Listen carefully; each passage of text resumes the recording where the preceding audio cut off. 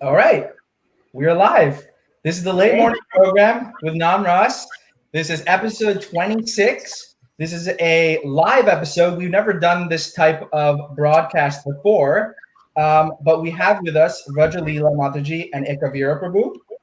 Jagannath, Haribol. We have Jai Jagannath, who's who I've had a number of conversations with, and we love to hear what he has to say. And we also have Kishore Gopal, my dear friend from Florida, and we have a number of generations here in the sense of we have older devotees, we have two young devotees, but at the same time, one grown up in Krishna consciousness and the ISKCON movement, and one who has joined Krishna consciousness. And so we want to just explore the situation that's going right now in America or throughout the world of the racism, the Black Lives Matter, through a Krishna conscious perspective.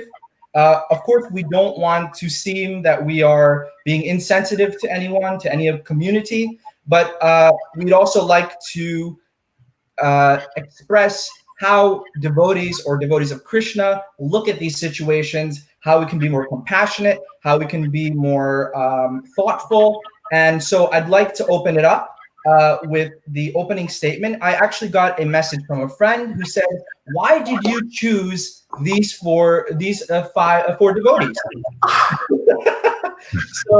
So I'd like to go around maybe and just talk about that. Jai Jagannath, I know you have something to say about that. Okay, with permission of Ekavir and Brajalila, I can kick it off. Of course.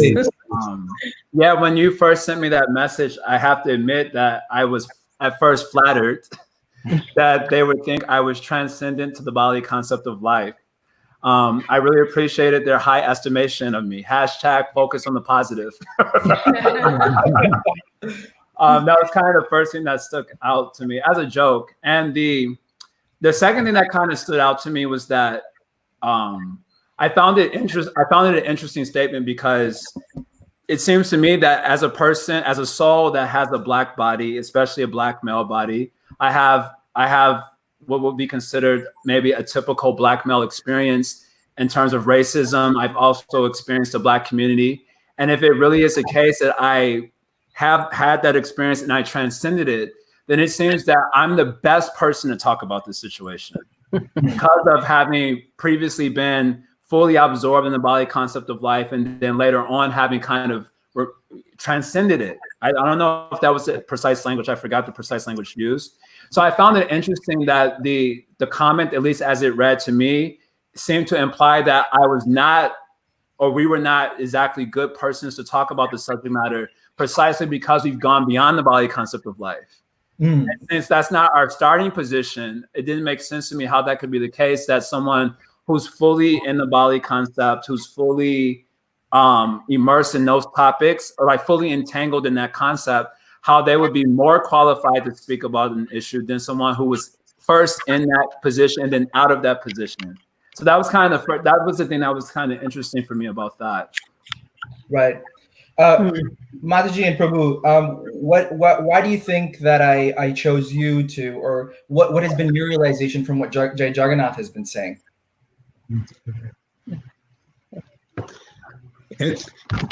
Actually, I have that question too. Why did you choose us? Okay,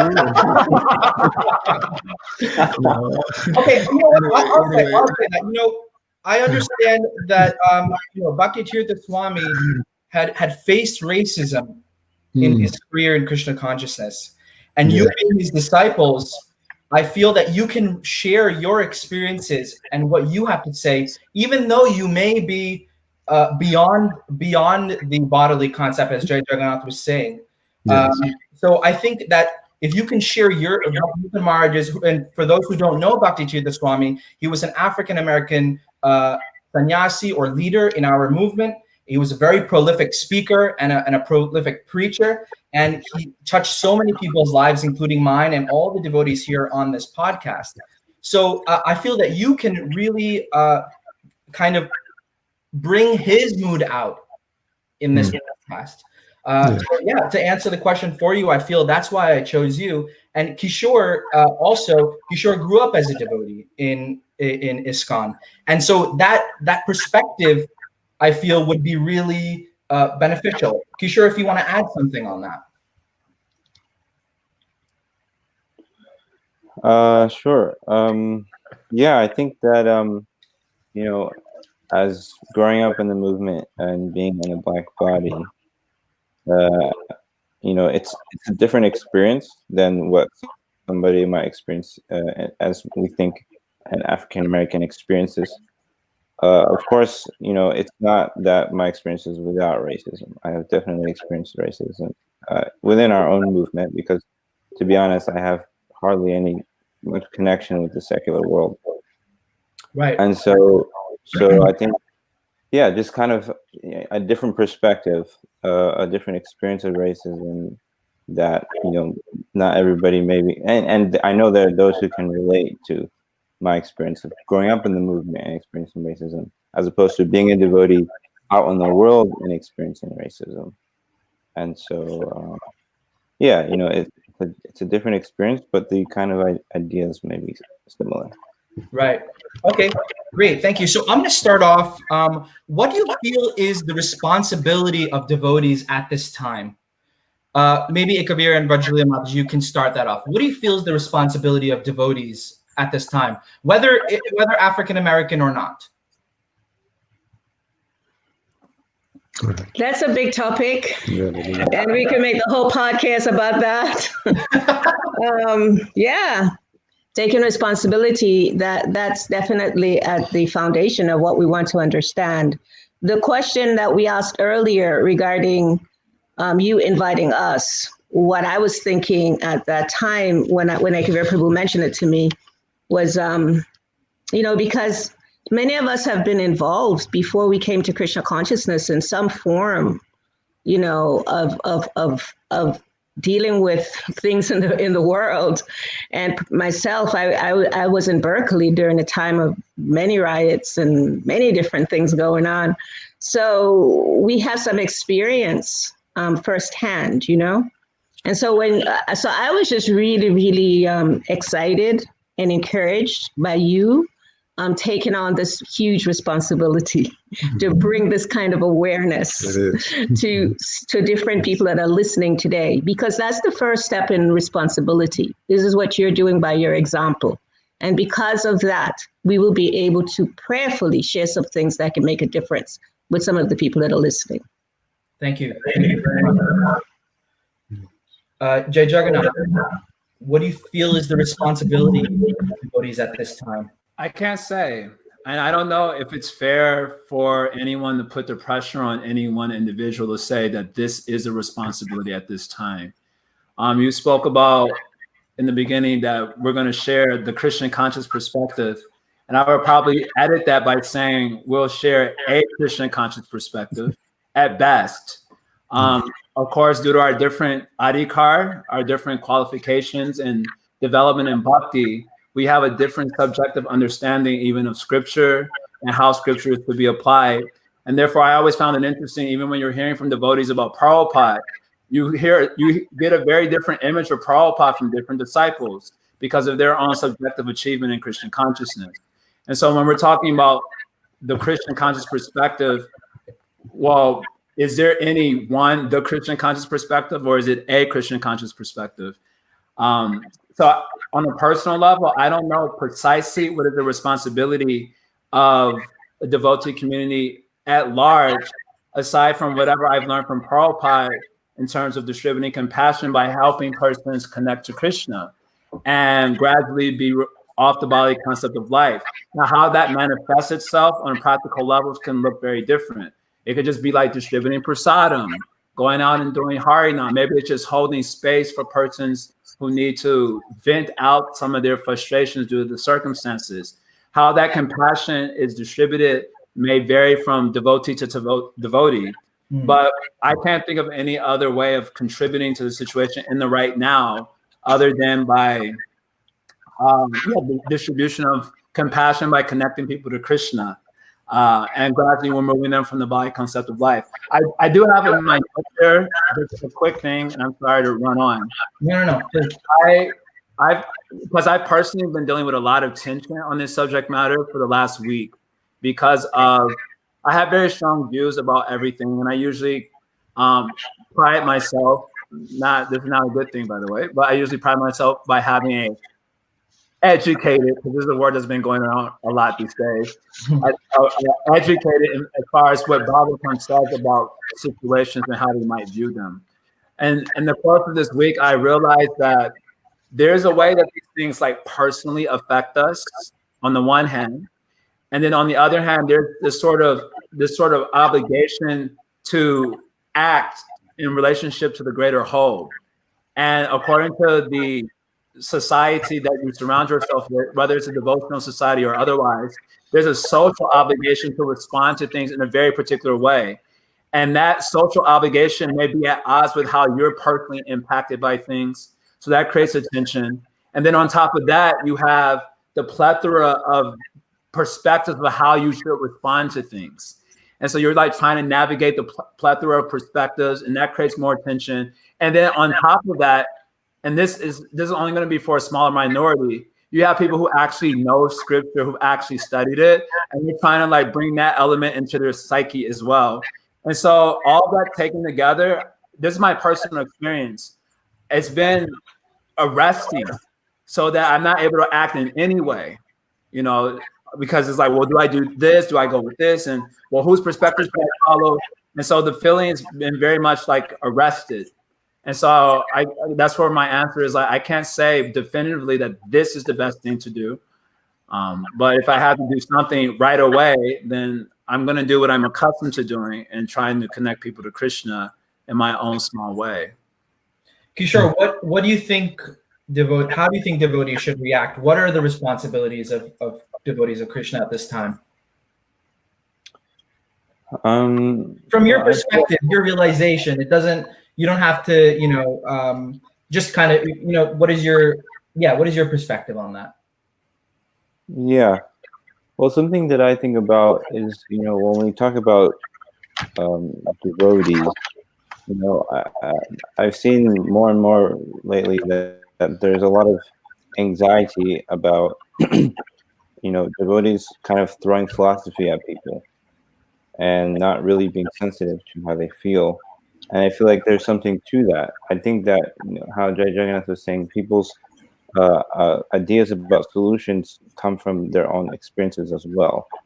And so I think as devotees, when we have experiences of having the philosophy thrown at us and not being heard, not feeling cared for, not feeling valued, then we begin to, I feel like that kind of, you can say, mindset develops that devotees don't have, the devotees are just going to throw philosophy, and that we really need to remember to be compassionate.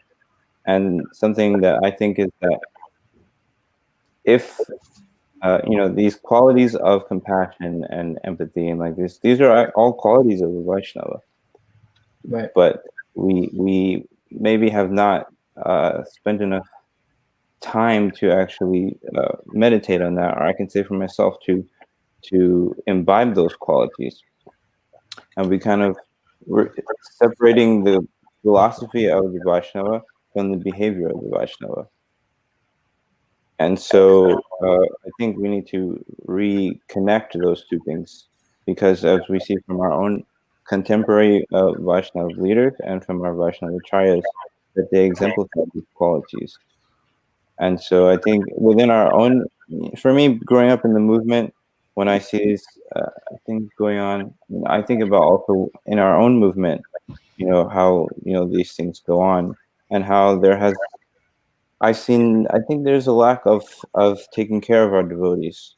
I think that, that we haven't really come together as communities to really support each other. And that lack of care for devotees engenders maybe a little bit of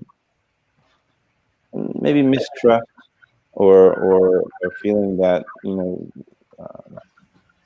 kind of just like throwing the book at people. And so I feel like something that I want to kind of bring up is how by practicing as devotees, by practicing Krishna consciousness in its totality, which means includes imbibing the qualities of a devotee, and so in that way, to be able to connect with people, I've seen in my experiences of how just by connecting with somebody and hearing them and listening to them, these are not things that are divorced from Vaishnava culture.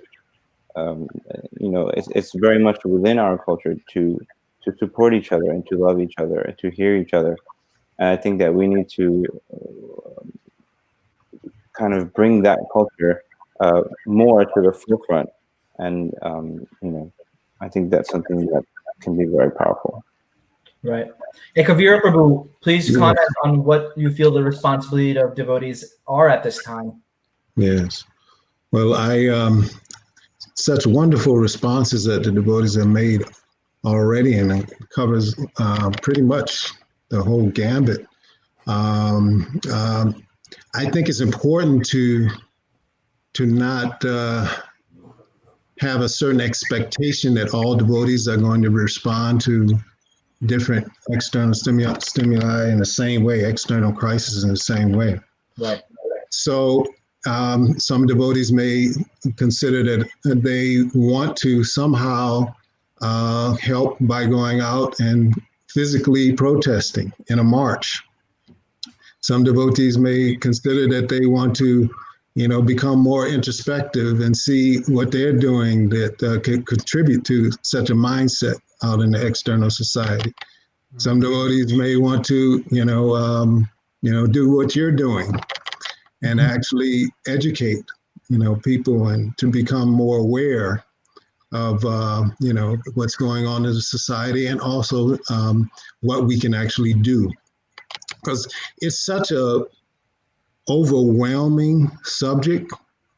I mean, we were talking about racism, but I mean, racism is just just a symptom of a deeper problem. So this is just one aspect. And so it's important to accept that devotees are different. Devotees are different.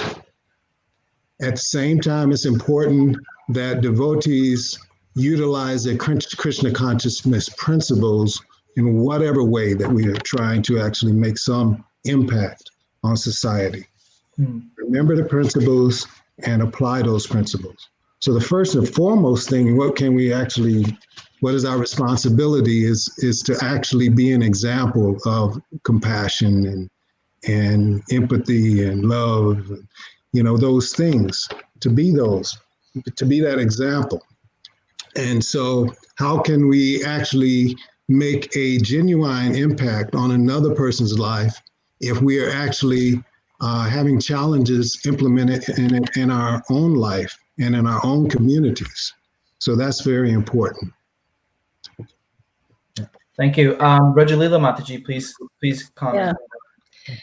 So I like to look at the bigger picture and what we're dealing with here.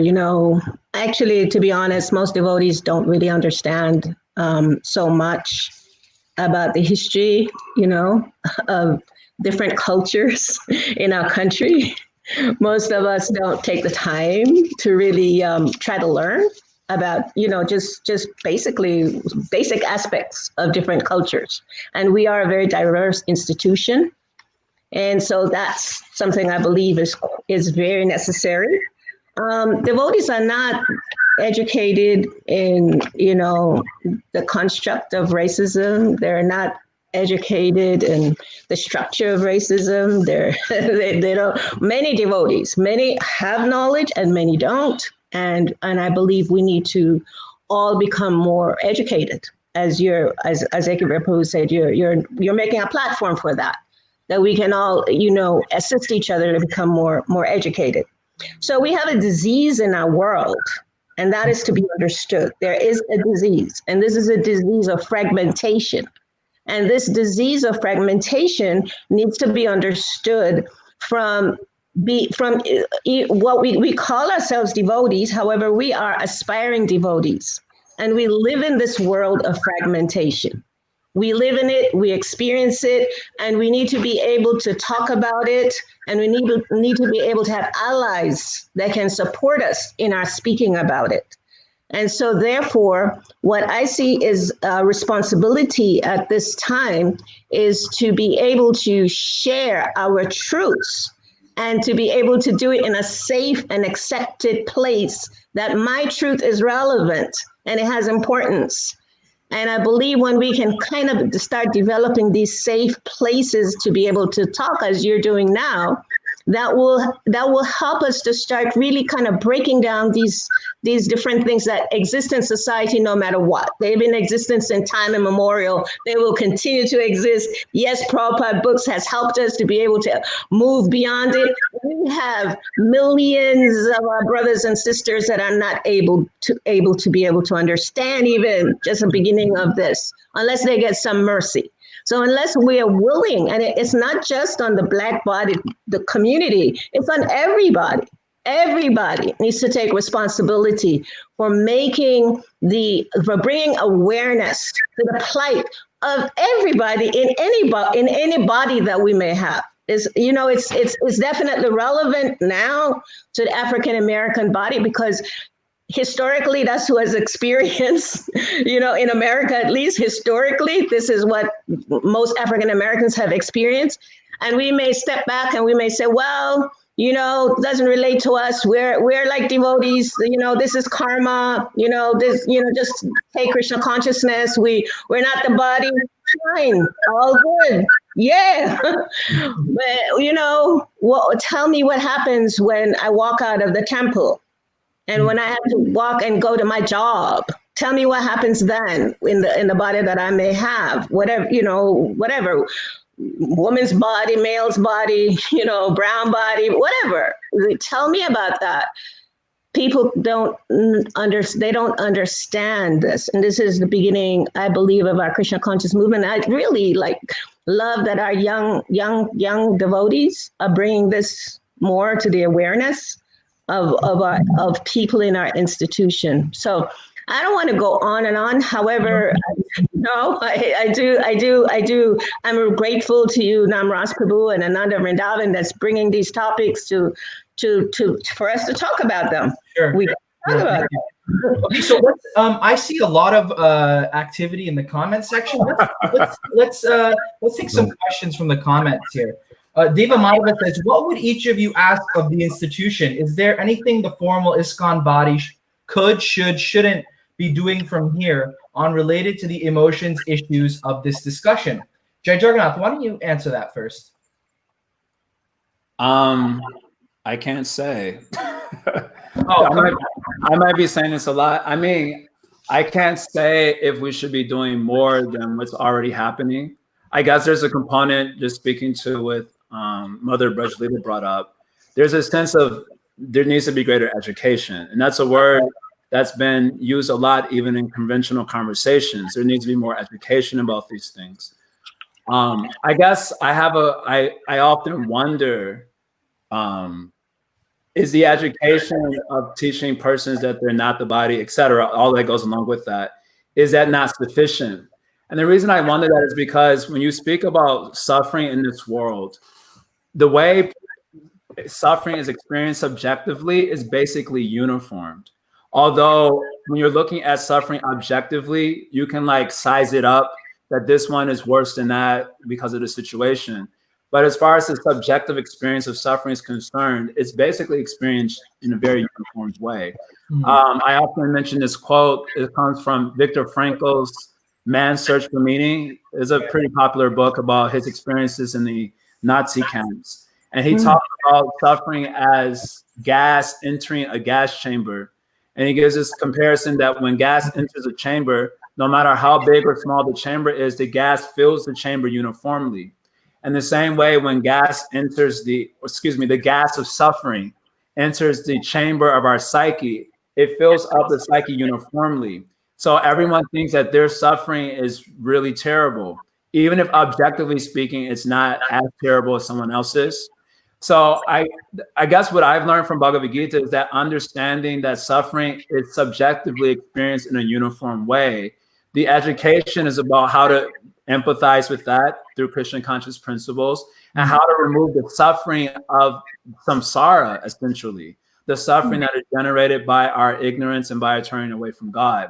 And I feel like if devotees, it seemed to me that our education in Christian consciousness, if that's actually happening, I think that could be a whole nother subject matter in and of itself.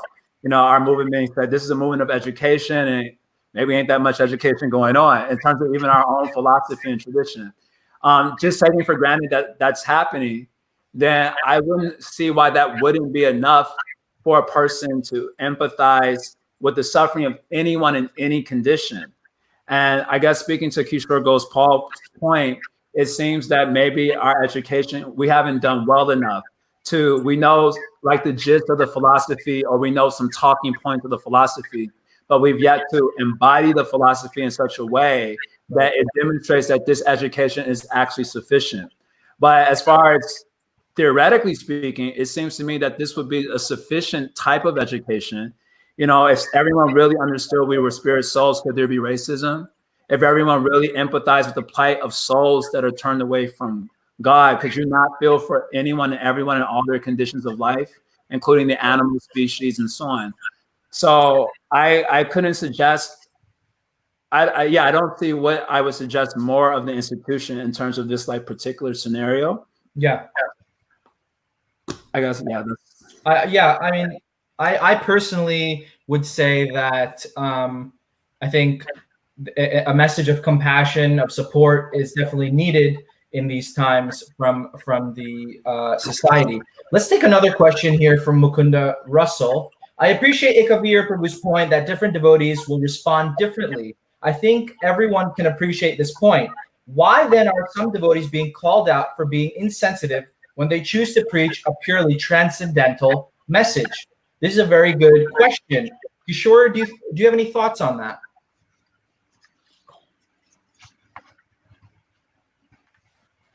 I think he's reading the question.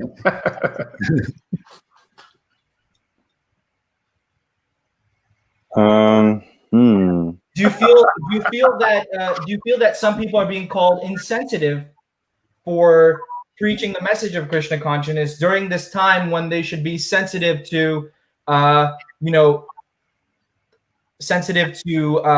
what's going on, in the sense of we can't ignore that there is racism in America. We can't ignore African Americans have been disenfranchised for so many generations.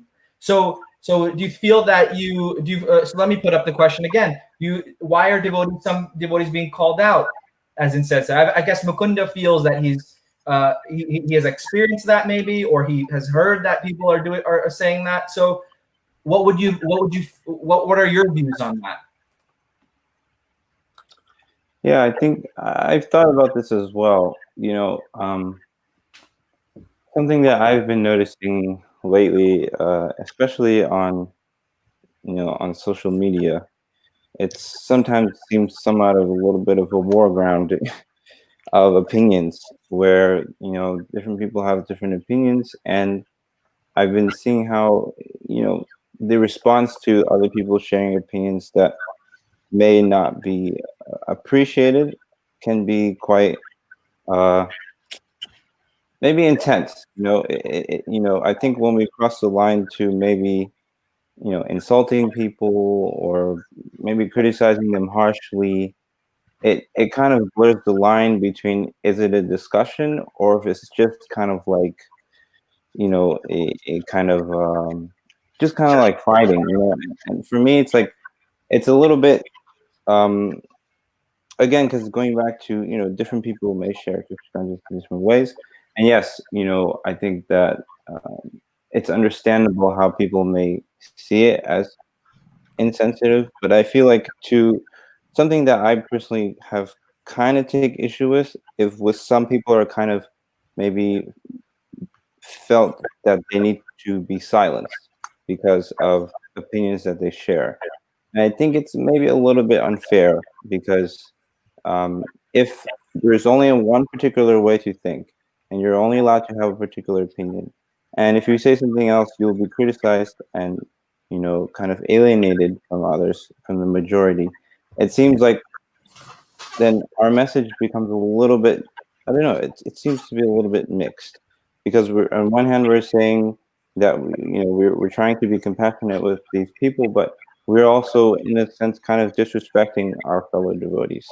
And while it's okay to have a discussion about differing opinions, I feel like it's kind of gone off the deep end in some ways, from at least from what I'm seeing. And so I feel like it's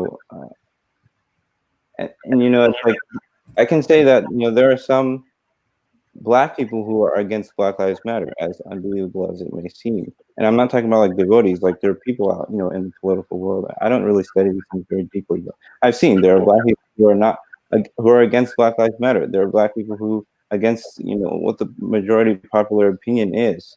And be that as it may, I don't have an opinion about that.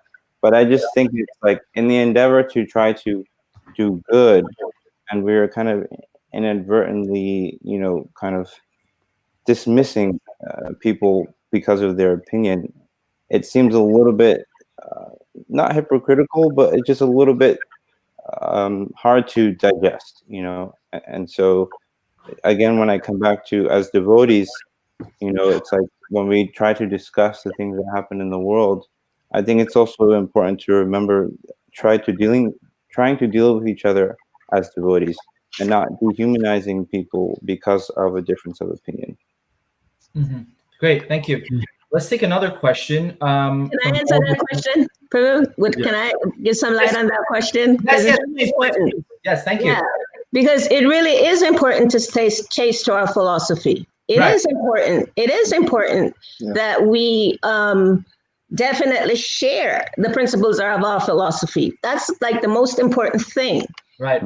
However, we don't want to just be limited, in a little cocoon with that. We want to do that because, in our scriptures really is most of the answers for everything that we're dealing with. Just this morning, I was giving class, and it was really wonderful to see how Advaita Acharya, Lord Shiva, Prahlad Maharaj, what do they all have in common? What is it that they all have in common? They have given themselves to really trying to make a difference on the planet with conditioned souls. That's their life. That's what they gave their life for. And so we can't negate that principle. That is our life. That's our lifeline. Our duty as spiritualists is to be able to act in the mood of Prahlad Maharaj, to understand why Advaita Acharya was called, right? Why Advaita Acharya called Lord Chaitanya, to understand why Sadashiva took that position of Advaita Acharya, took that as Advaita Acharya. We need to understand these things so that we can understand what is our mission. Our mission is like we are spiritual revolutionaries. And as spiritual revolutionaries, we can't just sit as spiritualists, pseudo-spiritualists, and we can't just be comfortable with our own dogmas, our own rituals. Right. These are some things that I was thinking about just in that topic. We can't just, just be like, okay, I'm being a contemplative spiritualist. And, the concerns of the world are just not so important, right? That I just focus on my own internal peace. That I just want to be comfortable. And I'm not saying that I myself might fall in that category sometimes because, it's intense to be dealing with this material stuff. No, who really want to deal with it? Really, it's just like chewing the chew, as Prabhupada said. But we need to become aware. We need to become that it's not only our theology, our institution, because otherwise this is going to kind of bring egocentricity. Right? And this is really not creating a connectiveness that we're all looking for. We all need this. We need to be connected. We're a diverse institution. And if we're not connected with the tenets of our philosophy, then this fragmentation will also be in our institution. And it is. Very well. Can I jump on that really quick? Yes. I'm piggybacking on everything, really. I just wanted to echo specifically with Kishore, because I can definitely relate to that, where, and I mentioned this earlier, there's a sort of social pressure to respond in a very specific way, not taking into account individual experiences, individual realizations, and people's own individual traumas that may prevent them from responding to certain situations. But there's like a social pressure, it's definitely created through social media, to respond in a certain way. So much so that even a person like me, I have a black man body. Like I said in the beginning of the podcast, I have black male experiences, like the typical ones that you hear about, where I, experienced a lot of racism from elementary school all the way up until high school. High school was a lot better, but I have a lot of very vivid experiences of that. I also have a lot of very vivid experiences of the Black community. Having had the context of my own experience, also the context of having been into kind of like Black issues for a time growing up, because my mom was really, we were like the Blacks that had the African flag on the wall, and you would wear the dashiki, and we were kind of like that for a time.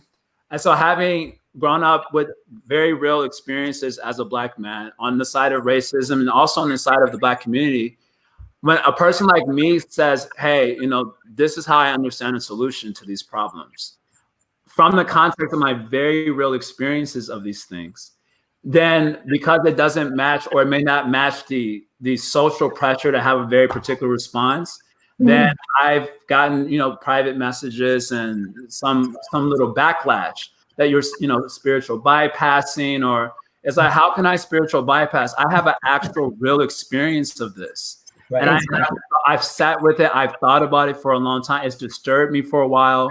And then I came to this conclusion. How is it a spiritual bypass? It's just a different perspective. So anyway, I just want to jump on that. Let's take another question. Bal Gopal Das, what's the proper devotee response when you say Black Lives Matter and then they retort all lives matter? In a society saying that all lives matter seems to whitewash Black Lives Matter. Ekavira Prabhu, do you have any response to this? Well, let's see. Black Lives Matter. If the retort is all lives matter, then I guess the point that I would make is that we have to consistently see how we can convert energy or to make allies. So if someone were to say all lives matter, then we also can say, well, yes, then you shouldn't have a problem with me saying that Black Lives Matter. It's all encompassed under your actual, your title, All Lives Matter. Right. I have, of course, as Jai Jagannath Prabhu was expressing, being in an African male body, I have an experience of, being in an African male body inside the institution as well as out. And we live in the rural areas in Pennsylvania. And, my wife has concern oftentimes because I go out into this area and you meet with people that seem like, they just come off the scenes of the Duck Dynasty episode with all the fatigues and long beards and, the Confederate flags. And I'd have to say that my life experience from being in Louisiana, going to school and meeting members of the Ku Klux Klan, I met the actual leader of the Ku Klux, one of the segments of the Ku Klux Klan at that point in time. And so, and I didn't even know it at that point. Someone just brought it to my attention. That was actually the leader of the Ku Klux Klan. So, wow. So looking back on those experiences and coming into Krishna consciousness helps me to relate to people who may say all lives matter. See, the thing is that the way I see it, the solution to racism is not going to come from persons in the Black community. It's not going to come from that. It's going to come from educating people of all particular categories. And see, even the term racism is a social construct that has been developed to divide and conquer the masses of people. Wow. And basically, this is one of those things that distract people from dealing with their own basic humanity. And then when dealing with the basic own humanity, then they can become more receptive to hearing that they are actually, Brahmasmi, that they are actually the soul. If we don't deal with the basic humanity of people, you won't be able to solve racism, sexism, genderism, and all these other things, because everyone has the same basic needs. The same, what I saw in that person, looking back in retrospect, in Louisiana, the leader of the Ku Klux Klan. And when I go out into these different areas, meeting people that would be considered, as they call them, rednecks, you know, if I didn't try to go beneath the externals, then I couldn't relate. I would just function in fear, you know, everywhere I go. And if we relate on that level, trying to go to the humanity, trying to see that this person has some of the basic needs, they just have strategies which are considered, you know, bad, unhealthy strategies because they don't have the emotional intelligence to articulate what's going on inside. And so they act out in these particular ways. They act out in racist ways. Right. So first of all, when someone retorts in that way, seeing how we can somehow make a connection, go beneath and connect with the humanity. And by doing so, we'll find that we can actually develop more allies in many different communities. Does anyone have anything to add before I go into the next question? The comment section is blowing up. I need I can keep going. Okay, we'll keep going if no one has anything else. Is it not disempowering to black-bodied folks to focus on how African Americans are victimized? Wasn't that Prabhupada's message to Bhaktitirtha Swami when he pointed out racism in ISKCON? Anyone want to comment on that? I have so much to say on that. Go ahead. Go ahead. No, I don't even think maybe Brother, you can start. No, please, Judge Jagannath Prabhu, I would love to hear you comment on this. Yes. And also Gopal. Yes. Yeah. Well, Sure, Prabhu. I'm gonna maybe I'll just leave it in a summary form because I'm not trying to upset anyone or anything. But I often wonder this also, that you know, to be a victim of something is also a type of identity, or it can become a type of identity. And particularly because this whole week I've been having conversations with a lot of my Black friends. Naturally, it just naturally happened. We're calling each other, we're talking about the situation. And one thing that's come up for me is that on a personal level is that I feel like systemic racism becomes this sort of like amorphous behemoth that's always used as a scapegoat whenever there's any problem in the Black community, or whenever, you know, if I'm suffering from something, it's because of systemic racism. And I'm not always sure how you can tell when something is due to systemic racism and when something is due to not taking responsibility for your own life. And when you see, like for me at least, when I look at the modern world and you see a lot of Blacks also have become successful. And so it's like, okay, how did they get around this problem of systemic racism? I wonder. So how much of it is, at what point is a person needing to be held accountable for the decisions that they're making in their life that's leading to their difficulties, and having satisfied fulfillment of their responsibilities to themselves, then can we explore fairly the other options of why things are going wrong in the community. As a person who also grew up without a father, I often wonder about the relationship of fatherless homes and the decline of, you know, the decline of the Black community. So it's like all these factors that can come into play that leads to the decline of any community, what to speak of the Black community. And I often feel that the conversation, we get like zoom in on this one aspect, which is an important aspect that should not be downplayed, that should be understood. People may need to be educated about and so on. But we zoom in on this one aspect that we don't consider other factors that plays into a person not being successful in their life. Many of which are just very human factors of not showing up to your responsibilities, and other sorts of factors, as I mentioned, fatherless homes and so on, can come up into the formula. And I guess what I want to say in conclusion is that each of these, when you're looking at any problem, there can be many elements to it that's leading to the problem.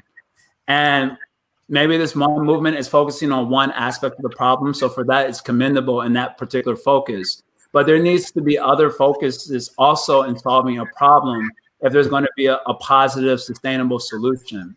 And I often feel that this one problem gets all the attention, and all the other problems that face a particular demographic, because we're talking about that in this context, it gets completely ignored, and persons don't have to take responsibility for that. So anyway, I have a lot of thoughts on this too. So. Jalila Mataji, would you like to comment? Is it okay to have Kishore? Okay, Kishore, please. The question's up on the board here. Is it not disempowering? I think I can speak for myself. When I think about,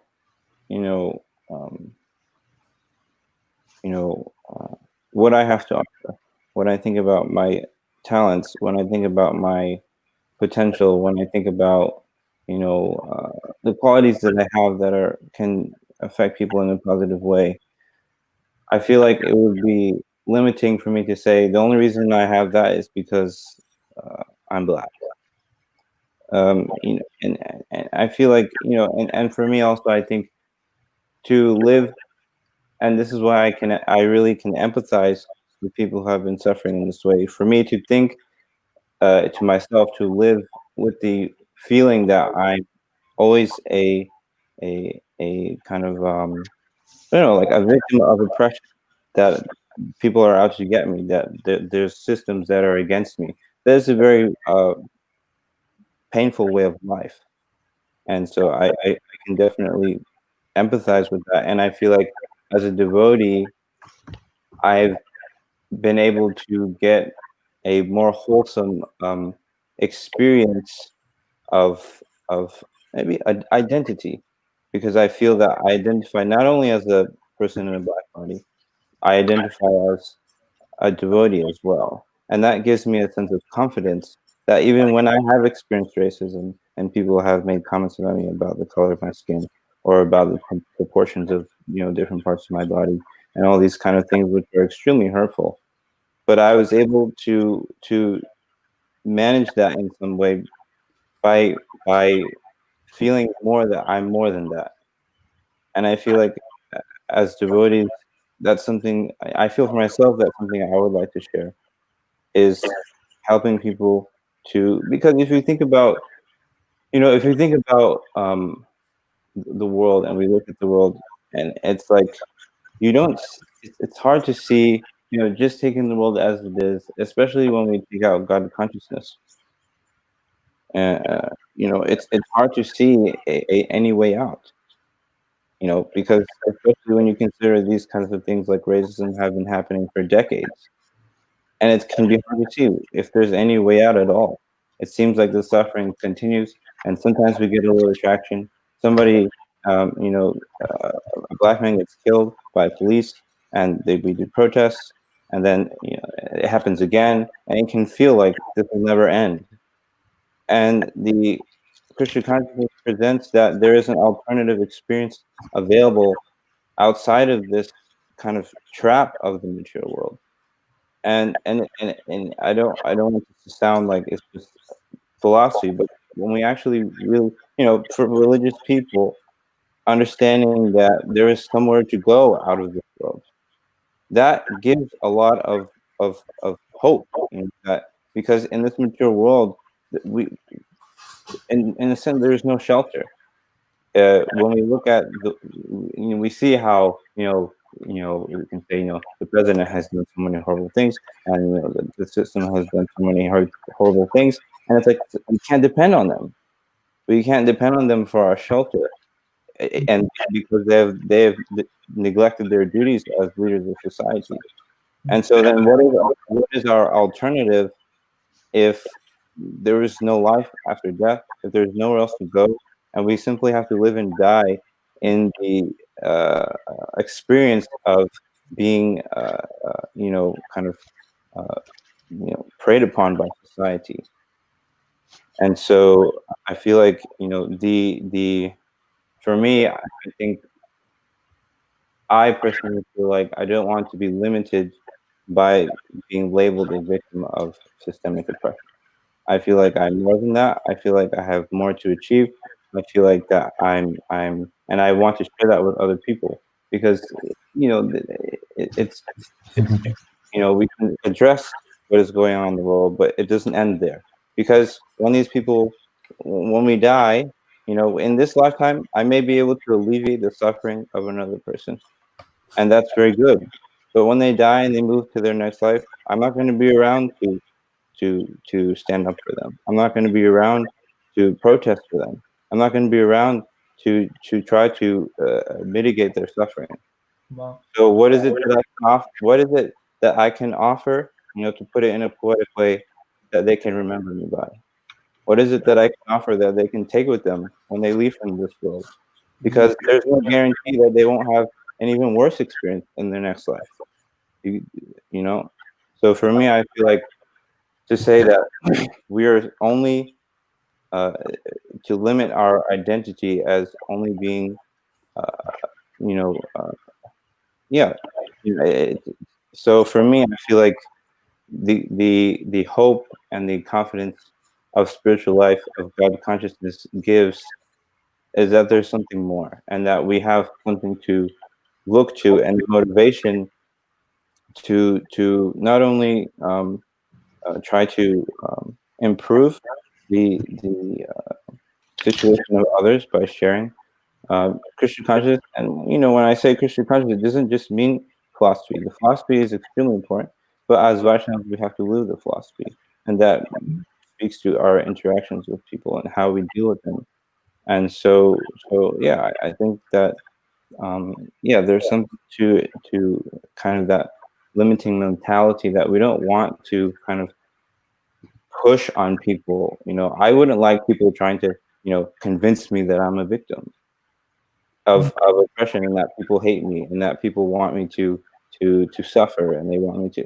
I feel like and so while we must address these issues, I think we shouldn't stop there. I think that we need to give people an alternative, because we cannot depend on the system to change. We can't depend, because it's Kali Yuga. We have imperfect senses, cheating propensity, tendency to make mistakes, and tendency to be illusioned. How can you depend on somebody like that? I wouldn't want to depend on somebody like that. And so we have to give an alternative for people to find shelter elsewhere. Thank you. Thank you. Thank you, Kishore. Rajalila, would you like to add upon that? Yes. Thank you, Kishore Prabhu, and thank you, Jai Jagannath. Thank you so very much for both of your comments, because they're so stabilizing. And yeah, there's a saying that's that I kind of think maybe has some relevancy to what I'm going to share, because firstly, I'd like to thank that person that asked that question, because this is a program for education and awareness, and so every question here is valued, very important, and we appreciate all of your questions, and specifically questions that might, that could possibly trigger different things in perhaps any of us here. So there is a saying that says, you wouldn't go fight a person that has a gun with a slingshot. You know what a slingshot is? Yeah. Yeah. So you would need to have something a little comparable to fighting that person. So yes, if the question you had about Bhakti Tirtha Maharaj,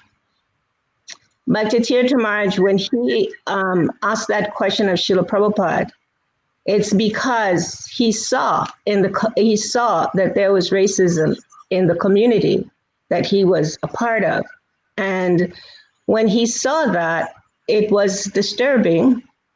And Srila Prabhupada, what he told him is, you are no better than them if you stoop to their level. He didn't deny that was happening in the institution. What he did was empower him to own who he was then and who he became later, right? He empowered him like that. And so all of us need to have that kind of empowerment to be able to understand, first, we are spirit souls, we're not these bodies. That's like ABC of bhakti. And we need to have that, because otherwise we're going to go out there with a slingshot. At the same time, we need to become educated about the plight of people and what they're experiencing. Otherwise, I was thinking of Lord Shiva and the kind of people that he made himself available to. Like, I don't know, if somebody was to ask me to go and deal with, the Buddhas, I say, no way, no. So, it's kind of like we as devotees, we need to be able to, like, yes, first have that understanding. And then as Kishore is saying, we need to practice. We need to practice this. We need to put it into practice. And the best way that we can put it into practice is by, in our institution specifically, is by learning some things about each other that we may not know. And that's individual. Each person needs to take responsibility for that, right? It's just like Namarasa. He took responsibility to bring this program to everyone. So each and every one of us need to do that. We need to look at ourselves and see, hey, what are my thoughts about all these things? These things are going on for a reason. Everything is going on. Krishna is the cause of all causes. Everything is going on. And this is the best thing that could possibly happen for a spiritualist, because it's like, whoa, now I have an opportunity to be able to show what is really important. But we know we need to connect to be able to do that. So what are we going to connect with? How are we going to connect? That's my question. So thank you very much, very, very much for that question. And yes, Bhakti Tirtha Maharaj was not a victim, never have been a victim. And none of us, it's very interesting to me when as soon as somebody gets a voice, they're called victims. Mm-hmm. And that's a part of the fragmentation. It's designed to be like that. Right. Thank you so much. Kabir, do you have anything to add? I think you all have covered that so beautifully. Okay, great. Let's see. There is a lot of activity that I can't keep up with. Okay. My brother-in-law had a great comment here. My brother-in-law, Venkata Bhattadas. If I can't find it now, but he said something that we can say, okay, we want to become past this body and we're not this body, but we shouldn't tell someone that you're not this body, so you shouldn't think like that because you're not this body. That's not a correct way of using that phrase. We're not this body is essentially what he was saying. I can't find it at the moment, but it's at 153.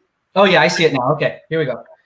I am not this body, or I am more than just my body or mind, is a beautiful and powerful idea that hopefully comes from a place of genuine realization of my ultimate spiritual identity.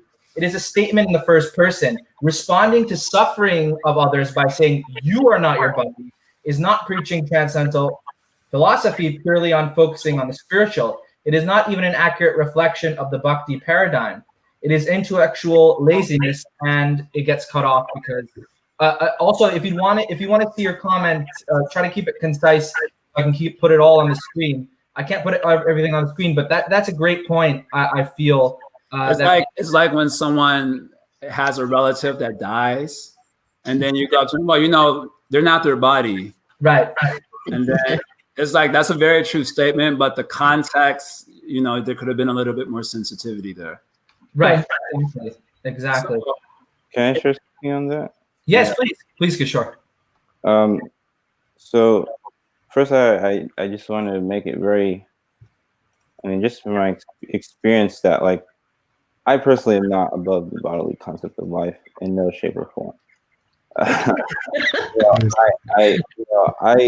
I when someone says a racist thing about me, I feel very hurt, and when I'm treated a particular way because of the color of the body, it's painful, and outside of racism, I've experienced loneliness. I've experienced depression. I've experienced feeling abandoned by Krishna. I've gone through so many phases of ups and downs in my life, and some which have been not so bad and some which have been extremely intense.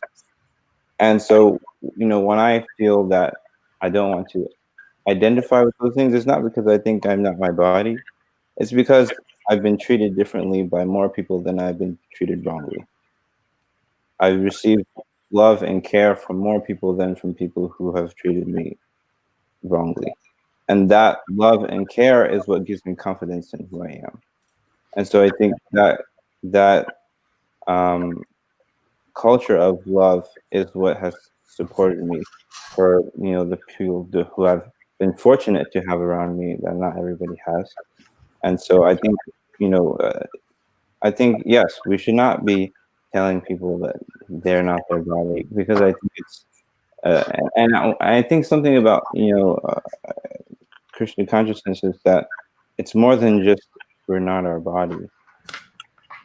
When we're trying to help people, when I think about trying to help myself in this way, it's like it's because I have an identity that is I have growing up in Christian consciousness, we develop a unique identity which we feel. I know for myself, I feel gives me that I can sing, and I can do this, and I can do that, and I can use my talents, and I'm appreciated for my talents. And that is what gives me a sense of confidence, and not really that I don't think that I'm above the bodily concept of life.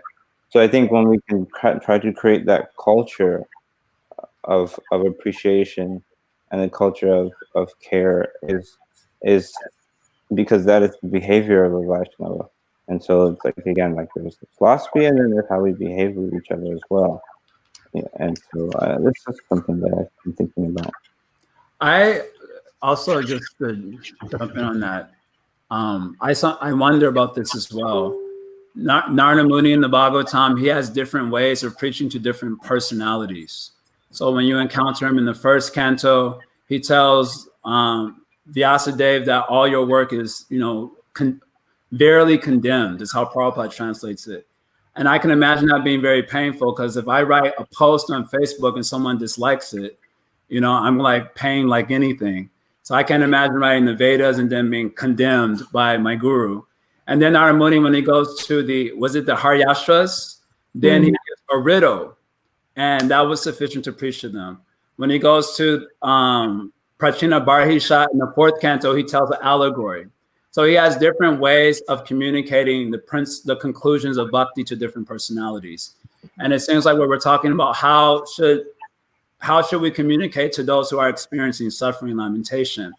And I think obviously that I'm not the body approach may or may not be good in a particular context. But I want to also bring up that Krishna, when Arjuna was dealing with his own feeling of ego fragmentation in the first chapter of Gita, Krishna's response to that was that you're not the body. So I also find that to be interesting because, especially at least the way Prabhupada's purport reads, Arjuna was feeling deeply distraught. And then he gets from Krishna, of course, that was also in the context of Arjuna actually surrendering to Krishna. So that can't be forgotten also. He's surrendering to Krishna, he's asking to be instructed. So in that context, Krishna gives him this sort of you're not the body as a remedy to the sort of distraught that he was experiencing. And obviously that should probably not be the case for those who aren't surrendered to us. There is an austerity of speech that Krishna mentions in the Gita, where it should be truthful, but it should not be agitating the others. And Prabhupada commenting in the purport that unless someone is your student, you should not instruct them. So it seems to me the conversation is around how we should communicate compassionately to persons who are experiencing genuine suffering. And obviously, outside of the context of someone surrendering to us, it doesn't seem appropriate to just share philosophical insight with them, because that would be insensitive. They don't have the context for that. Maybe they don't have the relationship with us, at least a relationship of student, guru, and all of that. So that would be insensitive. But I think the other element of our conversation is how we as devotees should understand that. And I also I guess I get concerned sometimes because it appears to me that the "you're not the body" point gets downplayed a lot because it's insensitive. And I wonder that if that sort of culture continues generation after generation, would it start to eclipse the value of that element to the conversation? The element of you're not being the body, there's a reality beyond this. If that keeps getting like dismissed or downplayed or ridiculed, as it seems to be sometimes in the social media conversations with devotees, then what will be the long-term effect in terms of our faith in that principle? And that what goes with that principle, what will be the long-term effect on our faith if that continues to be the culture, where every time a social issue comes up and this is a response, it just gets eschewed away as insensitive or not relatable and so on. Again, this is in the context of a devotee community understanding the issue. In the context of dealing with someone who's dealing with lamentation, their approach will be different depending on if they're a student or not. So I'm just trying to give all the little elements there. Sure. Okay, let's take another question here. Do you feel that a society, ISKCON needs to do more to protect, advocate for people of color? Ekavira Prabhu, do you want to comment on that?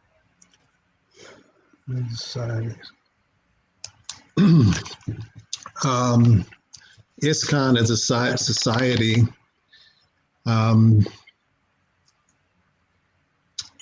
can see itself as a venue to protect everyone that comes into their midst, everyone that comes to Krishna consciousness. And it's important to not make that particular distinction to just an isolated group, people of color. As an institution, we have to see ourselves as caretakers for each and every one.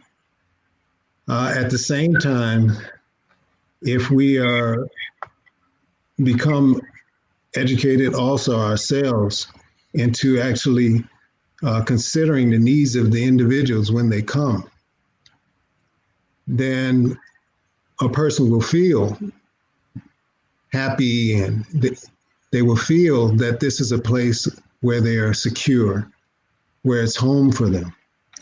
And so it's important for educating the devotees to see how we can reach each and every individual when they come to provide the basic, spiritual, social, and emotional needs that one may have. Our society is not just a society that provides spiritual knowledge. Our society provides areas that deal with the whole person, spiritual, physical, emotional, and social.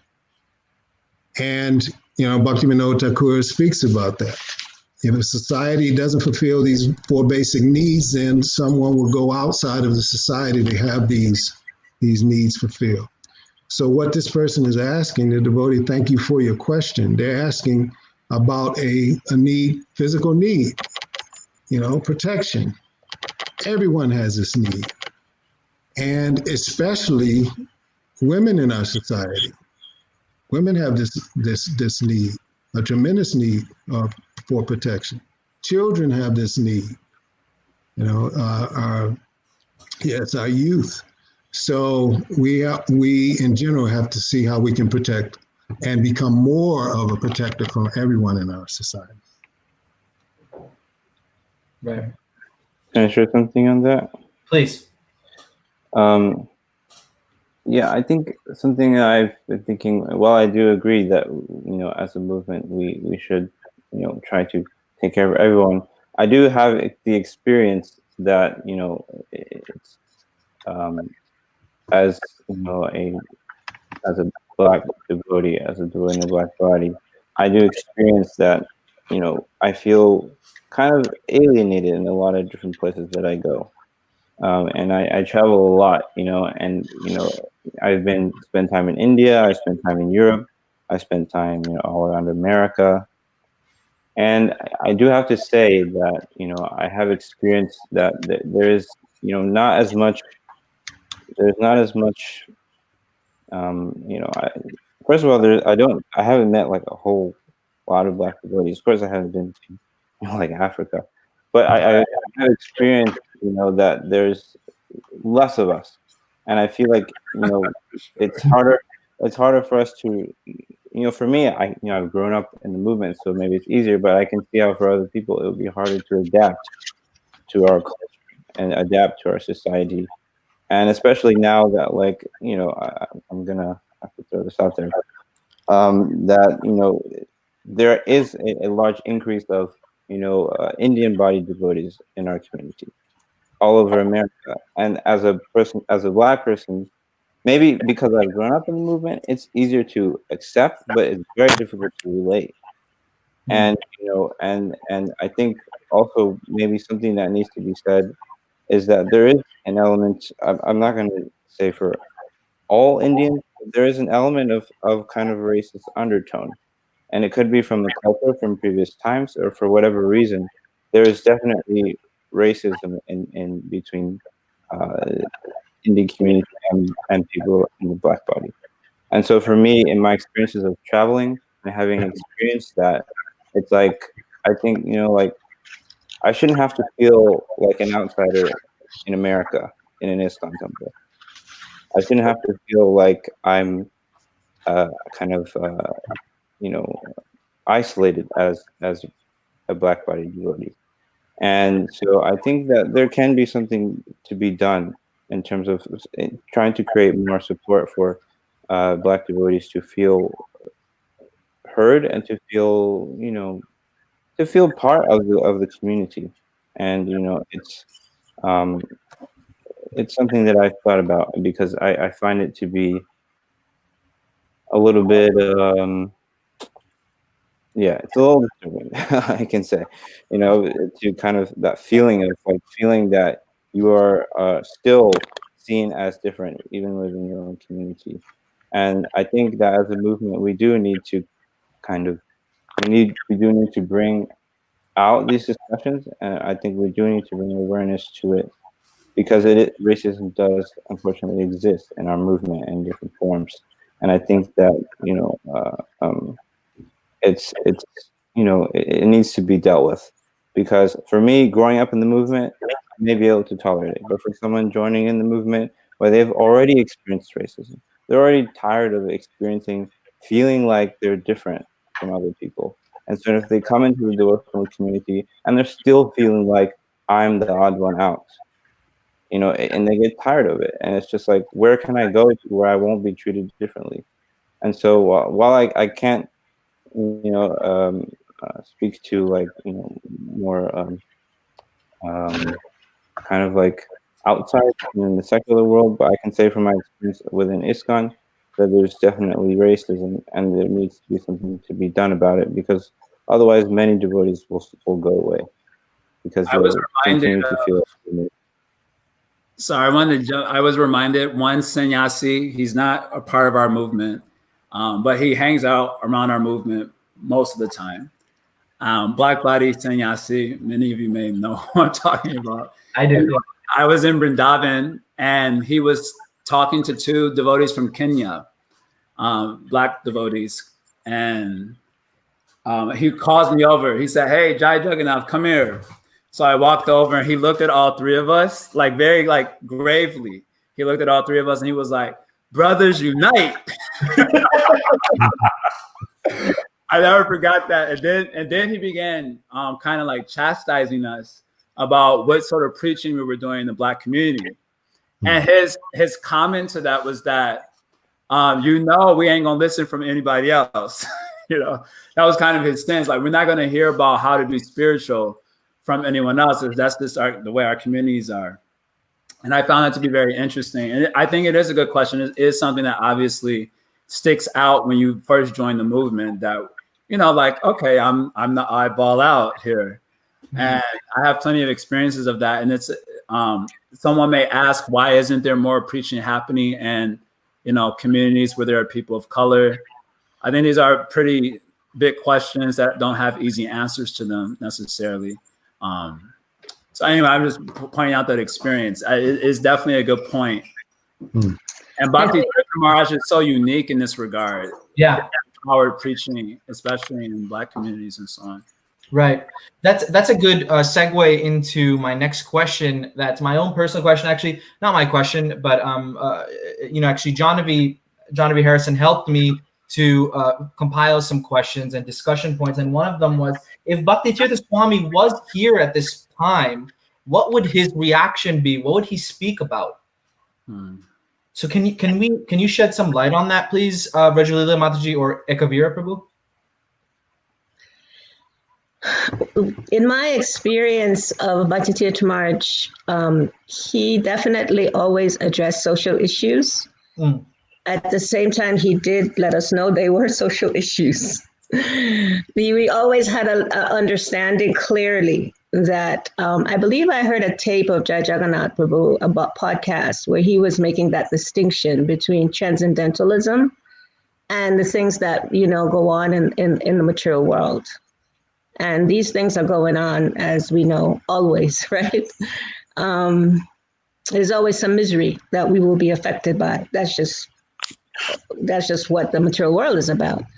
However, Bhaktitirtha Maharaj, of course, in our institution, I served Bhaktitirtha Maharaj from the time I met him in 1979 until the time that he left his body.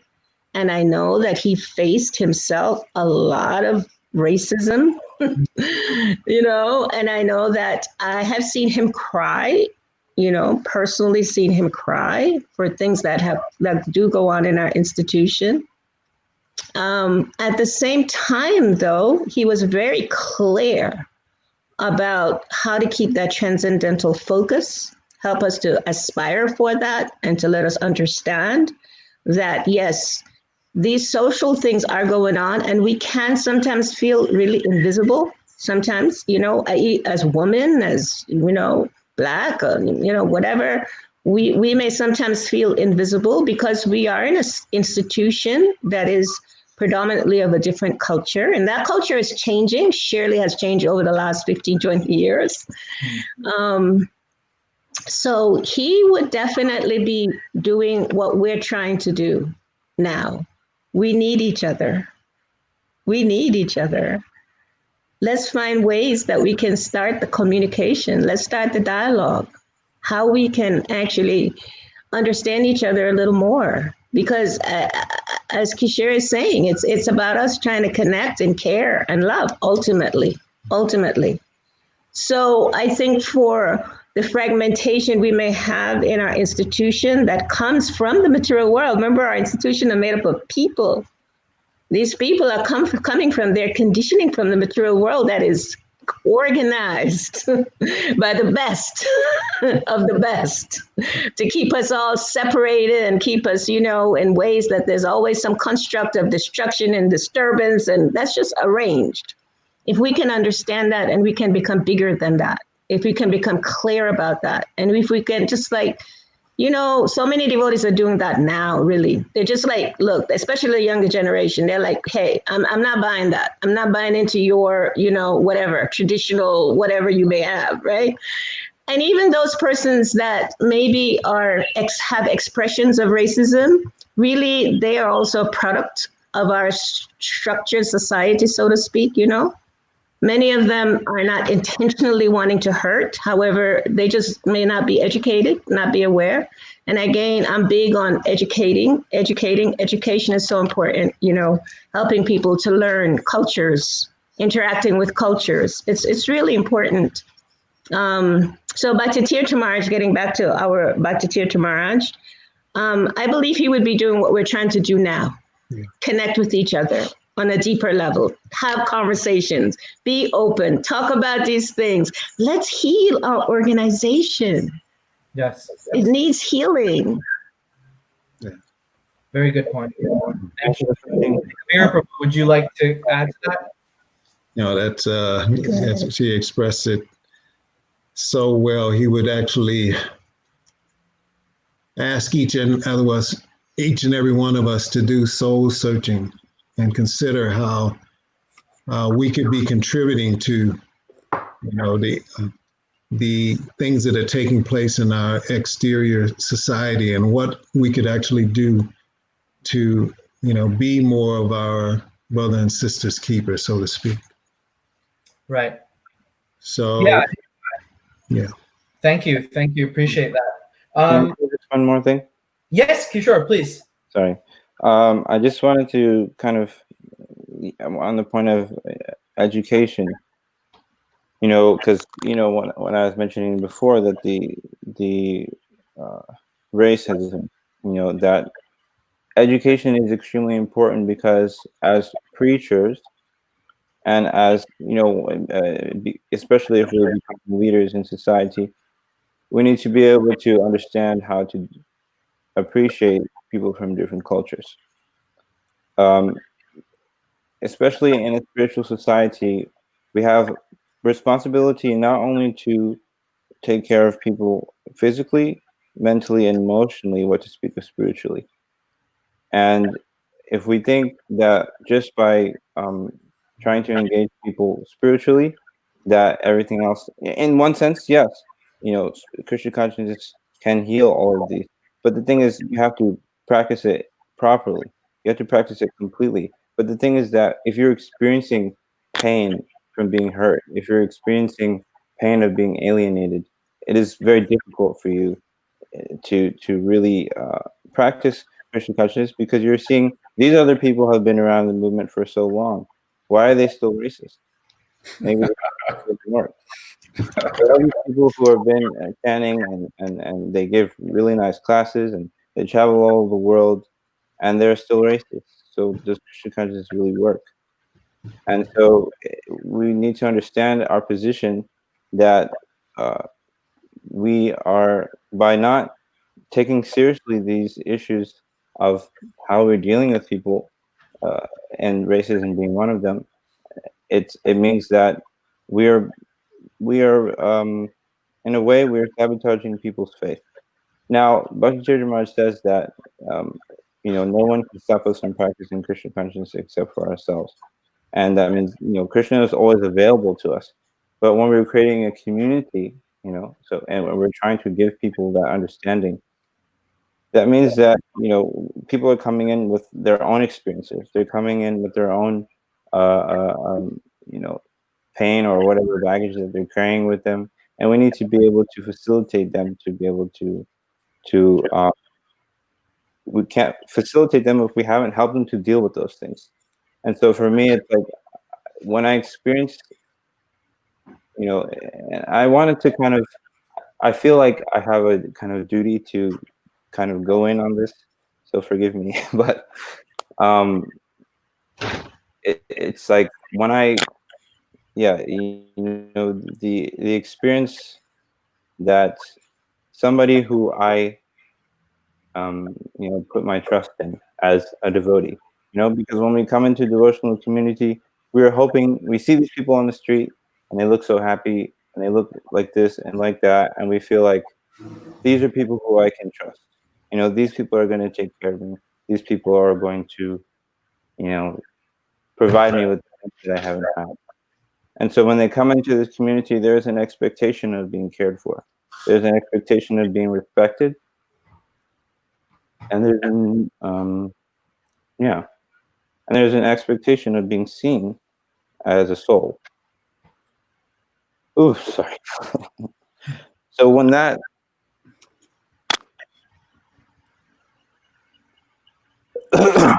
when that trust is broken,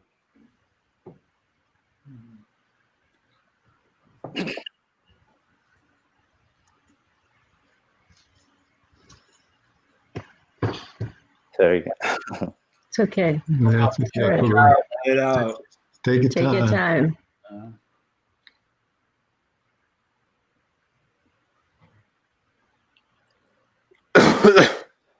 Yeah, it feels like, when that trust is broken, then where is your shelter? Because you're coming into this place looking for shelter. And if the same devotees who are on the street giving you that book and telling you you're not your body, if you can't depend on them, where's your shelter? Thank you, Kishore.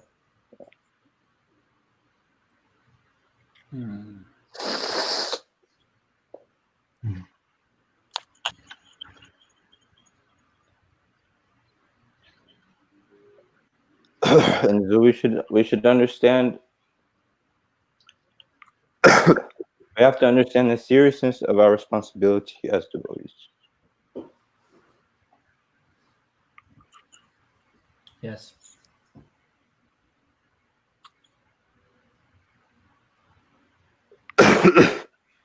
And for me, it's not. It's in one sense, for devotees, racism is even more painful experience, because it's not just about, not these people are not just ignorant, demons. These people are devotees. These people are the same people who will get up on the Bhagavatam and criticize all the people in society and say that they're demons. They're the same people who who will tell you, that you're a nonsense, for not chanting your rounds. And these are the same people who will tell you that you're deviating and this and that. And so it can even be even more confusing. That how is it possible that these people who are practicing guided consciousness have made so little progress, and have so much immaturity and irresponsibility as devotional practitioners. Of course, we need to understand that different people are at different places in their devotion. That we must accept that not everybody has completely purified their anarthas and their conditioning. So we need to accept that, and that is why the philosophy of Krishna consciousness can give solace to those who are suffering. But not everybody can assimilate that. I've grown up in Christian consciousness. I'm around devotees who are experienced. I have association with pure devotees, and that has given me the ability to understand the philosophy for myself. But not everybody has that. And so that's why, when we are going out and preaching and bringing people into our movement, what are they coming into? And while I'm speaking on the topic of racism, this applies to all kinds of abuse and mistreatment. What are we bringing people into when we go out on the street and we tell people that Krishna consciousness is the way of life? When they come into our movement, what experience are we giving them?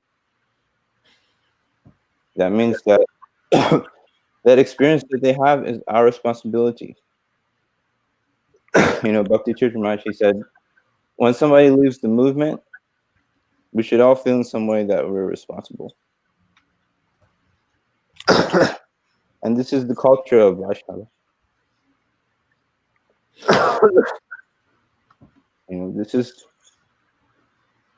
This is real Krishna consciousness.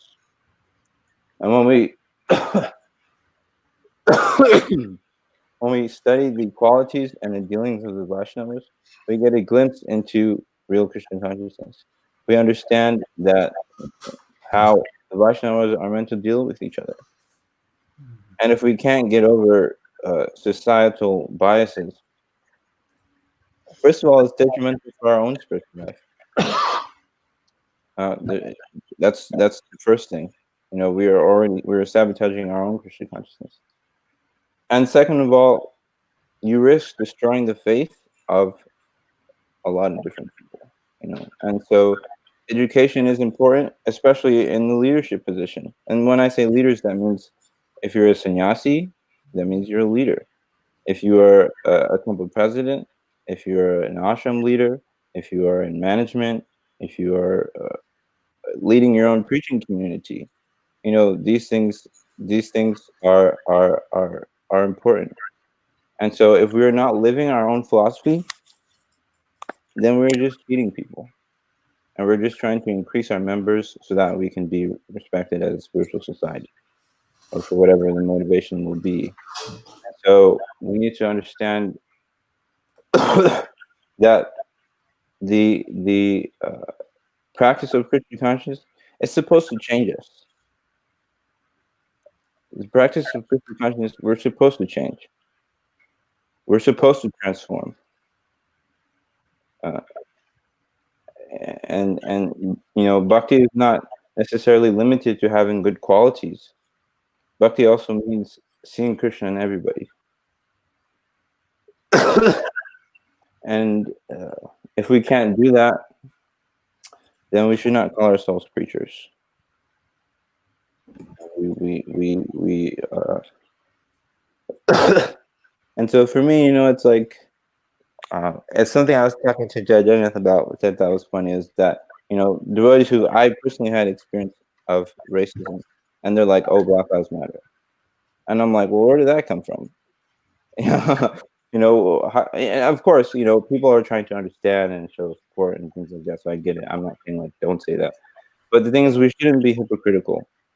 We need to, and something that I appreciated that Buddha Bhavana was saying is like, we need to grow up as devotees. We need to mature, and we need to learn how to actually take care of each other. And because we're an international society, that means even if you are Indian, even if you're Chinese, even if whatever you are, if someone comes into your community, you have a duty to take care of them, no matter what color their skin is. So that means you need to understand how to take care of these people. And if you're not willing to do that, then don't be in a position of leadership. Don't put yourself in a position of taking care of others. Because it's a serious responsibility. And so, what is real? What is real Krishna consciousness? What is real Krishna consciousness? and we've seen it so many times. So many people in our movement being mistreated by other devotees. And yes, we can understand that it's because they have immaturity in the spiritual life. Well, guess what? You have to grow up, and so. And so, it's, and I'm saying it to myself as well. We all need to improve on how we deal with each other. And so, in our current society, I, as I said, I think there does need to be some support for devotees in the Black body, because not all of them have the, first of all, privilege of growing up in the movement. Not all of them have the privilege of a good association that can help them to deal with these kind of things. They don't necessarily have a deep understanding of philosophy. So I think that we do need to create support. And once we've done that, and there's another group of devotees that need to be supported, then we need to support them as well. And so, while we do understand that we are all spirit souls, and we do want to take responsibility for everyone. I mean, inspiring everybody. But the thing is that for some people, they feel that genuinely. For other people, it's maybe a little bit of a cop out, because they don't want to take responsibility for their behavior. And and I've seen it many times, and other devotees have shared with me their experiences, with other devotees who have mistreated them and treat them kind of like with a kind of dismissiveness.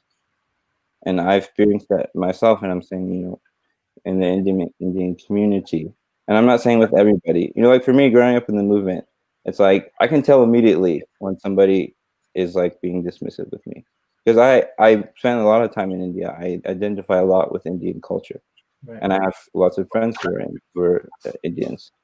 And it's like now I've kind of developed like an antenna. I can tell immediately if I'm interacting with an Indian devotee, if he sees me as a devotee, or if he sees me as a black guy.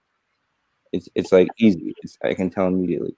And so, as much as I am experiencing Krishna consciousness, I'm experiencing ISKCON, and I can deal with it to a certain extent. It's kind of like, it's bewildering. How we're still here. We're still kind of like stuck in this consciousness, and it speaks to the power of devotional service, because you can't get Krishna as a part-time devotee. It's not gonna happen. It's not gonna happen. So if you think that you can maintain your prejudice, you can maintain your looking down on other people, and you're going to get Krishna, is not going to happen. Because Krishna sees everybody as devotee. Krishna sees everybody as dear to him. And when you leave from the material world, you say, Krishna, what can I do? I'm from India. I just don't really like black people. He's not even like, oh yeah, I totally understand. It's all good. It's not gonna happen. And I was listening to a seminar about Krishna Maharaj, and he was talking about the seriousness of offending devotees and how that can destroy our own bhakti. And he was saying that we can't play around with Krishna. It's not a joke. And that's why in Krishna consciousness, it's real. You got to do the work. It's not easy. You're not going to get away with there's no cutting corners. There's no beating on the bush. There's no loopholes. You just have to be real. And and that means dealing with your crap. It means dealing with your stuff and being honest about it. And so I look at my own self. How do I treat people and things like that? And I've been reading about I've been reading Brihabhagavatamrita, and just kind of seeing a whole description of Vrindavan and the Brajbasis, and how simple-hearted they are, how pure-hearted they are.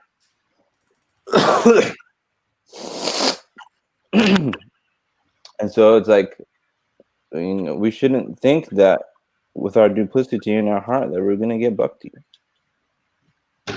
And it's not that Krishna is it's not that Krishna is discriminating against people. It's just that the qualification for bhakti is, if you really want to attain that, Braj Bhakti is very rare. Braj Bhakti is a special gift. And so we shouldn't think that we're going to get it by being part-time devotees.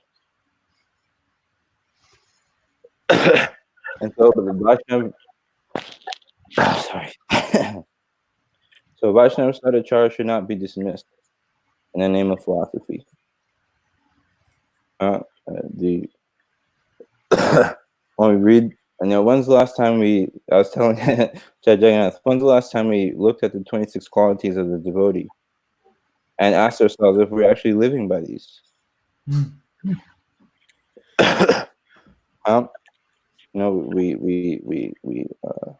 We can spout so many verses and things like that, but if we're not living by that philosophy, and that's not to dismiss the importance of understanding the philosophy, because without the philosophy, then we're kind of lost, and so we need to be grounded in this philosophy, but we need to be living that philosophy as well.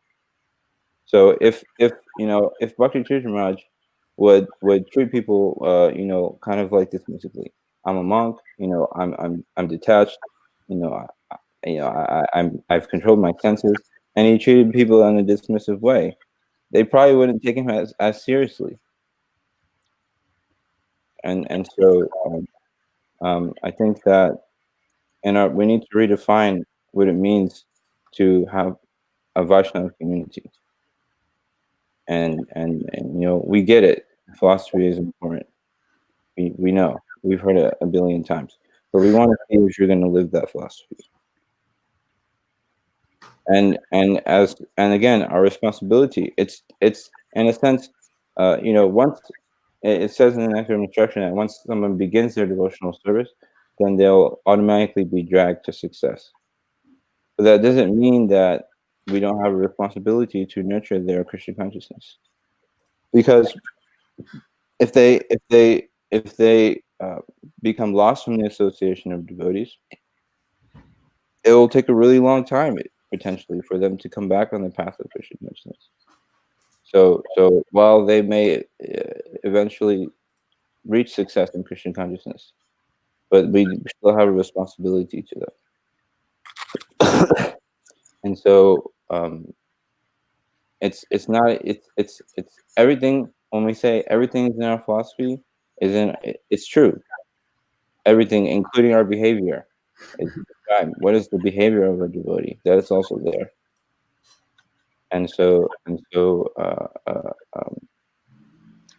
you know, that is also part of it. And if we can't live by the qualities of a Vaishnava, then we should just stay in the background and work on our stuff, and don't try to instruct other people.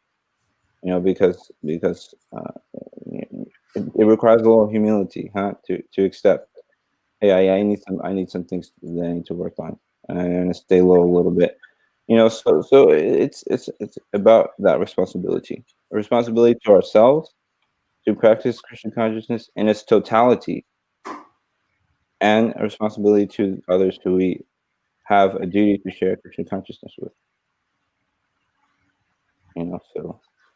So people, and I've seen that my experience in New York at the Bucky Center, it was like people weren't even really hearing the philosophy. They were just coming for kirtan. They didn't know anything about the philosophy. And the reason they stayed in our community is because they found a place where they were where they were appreciated. They found a place where people appreciated them for more than just their bodies. They found a place. Yeah, they found a place where they felt that they would be taken care of, and they had found shelter. So in Bhakti Ramana, it says people don't leave because of the philosophy. They leave because they feel that they're not cared for. And so when I think about Vaishnava community, and when it comes to extending to preaching, it means creating shelter for people. First of all, even before telling them the philosophy, it means creating shelter for them. There's a statement in the first canto of Bhagavatam that says that the Acharya is always concerned about the welfare of the conditioned souls. And so following following their footsteps, we should also be concerned. That means recreating shelter for people in which they can feel and they feel cared for, they feel attended to. And when they feel that, they will have full faith in Christian consciousness. You don't have to, beg people to come out and Harinam, because they're going to do it anyways, because they see that this process works. We don't have to force people to read the books. They're going to do it anyways, because they see this person who loves me, this person takes care of me, and they're learning these things. Where are they learning these things? And you say, oh, I'm learning in this book. No, I have learned it from seeing other people who are living this philosophy. And so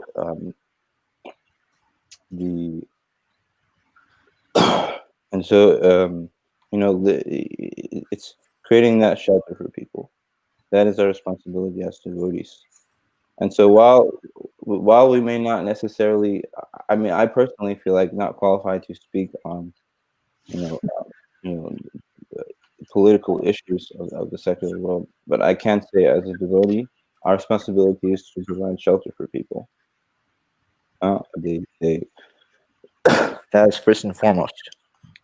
And if we can't do that, then no matter how much philosophy we tell them, and I remember something that I really liked about what Bhakti Ramana said. He said that when people come into the movement, they hear the philosophy, they hear about, how sense gratification and lust can never be satisfied, and there's only suffering in the material world.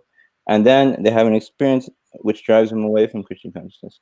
How much more suffering will they experience? Now that they know the nature of the material world, they can never enjoy the world in the same way ever again. And so they experience such agony that they have nowhere to go. They can't really enjoy the material world, and they feel alienated from the devotional community. And what a hellish life. What a hellish experience of life. And so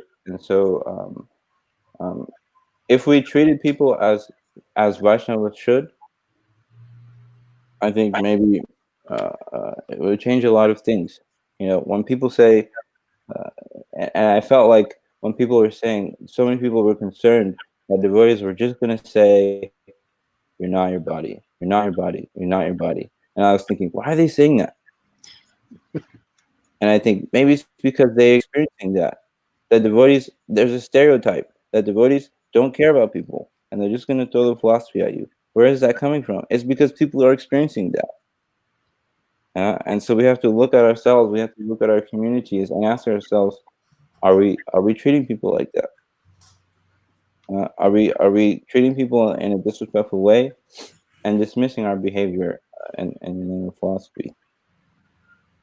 And so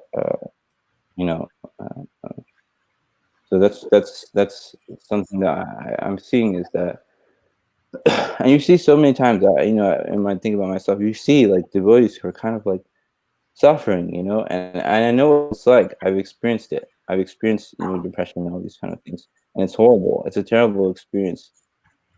And the thing is, like, when you're in Krishna consciousness and you feel disconnected from Krishna, it's even more lonely.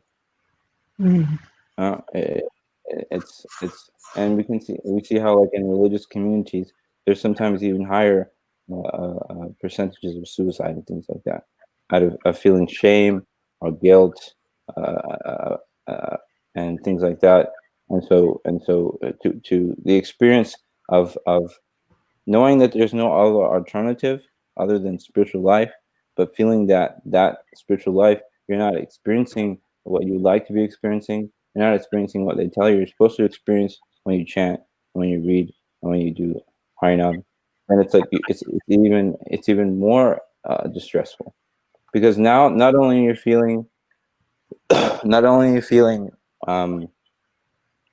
alienated from your community, but you're feeling unsuccessful in your spiritual endeavor. And so your feelings of guilt and shame or pain and anxiety are what's the word? Intensified. And so when we see that devotees who may feeling, and I'm going to say in this case, devotees in the black body, who are feeling like, struggling maybe with their sadhana, or feeling like they're not having taste to read. They're feeling like, I just don't feel connected to Krishna. And it's like, where will they go to get re-inspired if in their own community they feel alienated? Where will they go to get that spark again? Where will they go to get that push? Like, okay, let's chant together. Let's read together. Like I started a reading group with some of my friends, and it's been such a so enlivening and reinvigorating. And what if if I was in a community where I needed the association so bad, and I couldn't get it because the devotees who I'm trying to depend on are dismissing me because of the color of my skin? And what a painful experience. And so when we say paradukkha, trying to feeling the suffering of others. Are we actually feeling the suffering of others, or are we just kind of analyzing it objectively so that we don't have to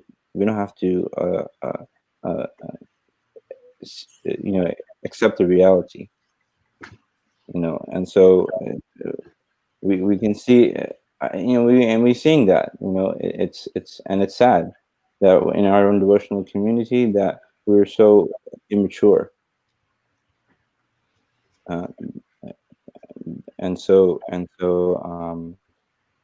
I think about in myself is like how to become a mature devotee. And so anyways. Thank you, Mom. So that's fine. Kishore, thank you so much. Honestly, the outpouring of support from the comment section is just amazing.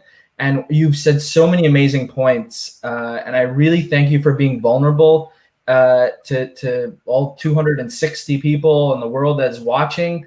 You have really healed us in a sort of way. I feel very refreshed. I feel that change is coming. Change is coming. It was supposed to go on for an hour and 30, and we've gone on a little bit longer, which is fine. But I'm going to ask the devotees to give their closing statements. Of course, this is not the last podcast of its kind. I think this platform is very nice, where we can take questions. We can have a lot more than one person at a time. So I'd just like to ask Rajalila Mataji for your closing statement, please. Well, firstly, I want to thank you so much for making this possible for all of us. And I want to thank Kishore Prabhu because, you totally came from the heart. And that's what's important.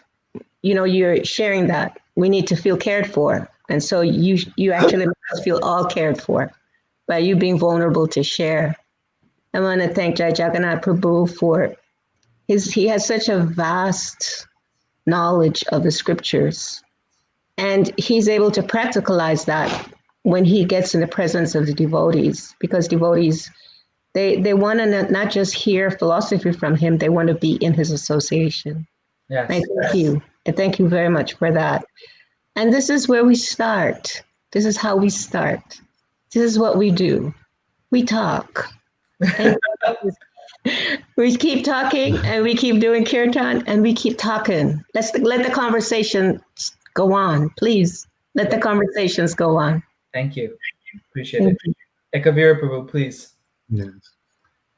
I reiterate, thank you so much, Namraj Prabhu, and Jai Jagannath Prabhu, and Kishore. You just, you're like bathed us all and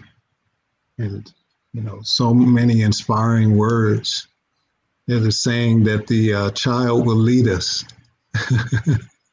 It's a proverb, ancient African proverb. And you displayed something that is important for each and every one of us to experience and to tap into, and that's that inner child, that inner innocence, that inner purity, that inner vulnerability. And especially among the association of the devotees, because that opens up all of our hearts. And so thank you so much, Prabhu, for everything that you shared. And I thank all of the devotees who've tapped into your program today and being present here. It's amazing, and we pray that you can take the whatever we've all gotten from this wonderful Sangha, and we take it and share it among our communities and share it outside of our communities, and it would change all of our hearts. Thank you, Prabhu. Jai Jagannath Prabhu, please. I'd like to thank you first, Namraj, for the invitation. I always come on your podcast when there's controversial topics to be discussed, and not otherwise. Thank you to Rajalila and Kavira Prabhu. I was embarrassed to be amongst the panel with you all, because you're people that we admire for a very long time. And so it's kind of humbling to be amongst seniors you admire so much on the same panel. It feels a little embarrassing. So I want to thank you for tolerating me and giving me encouragement as well. A special thank you to Kishore for sharing his heart. I was very not wanting to do this conversation because I know my views seem a little bit overly detached. And so when Namraj, he kind of insisted that I come on. So I said, all right. But I was like, I couldn't even get proper rest on it. So this morning I had to call Kishore actually. I called Kishore, and he talked me down a little bit for about 40 minutes. And so I looked to him for solace, really.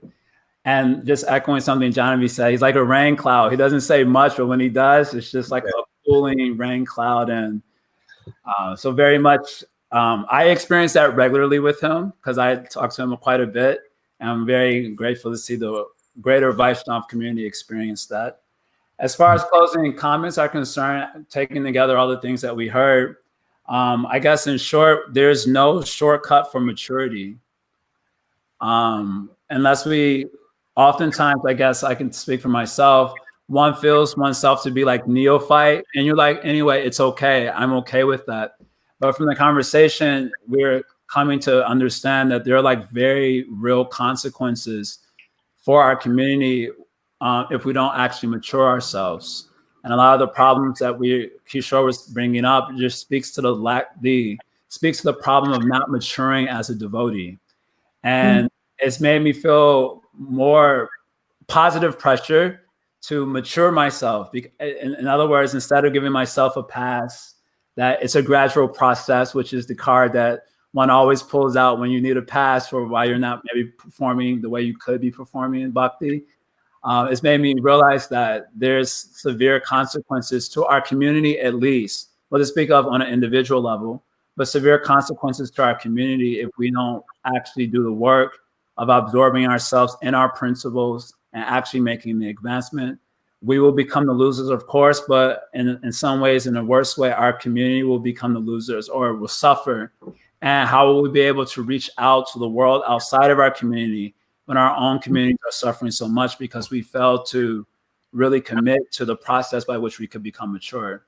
So yeah, I guess that's kind of what I've derived from all the conversation today, that there is no shortcut for maturity. Very nice. Thank you, Prabhu. And before Kishore goes, I just want to say, if there are any, you know what? I'll say that afterward. Kishore, please take us to your closing statement. Well, I just wanted to say I'm very. Oh, sorry. Huh? Sorry. I fiddled with something. I wanted to make your screen bigger so we can see more of you, but we'll just leave it there. All right, continue. Okay.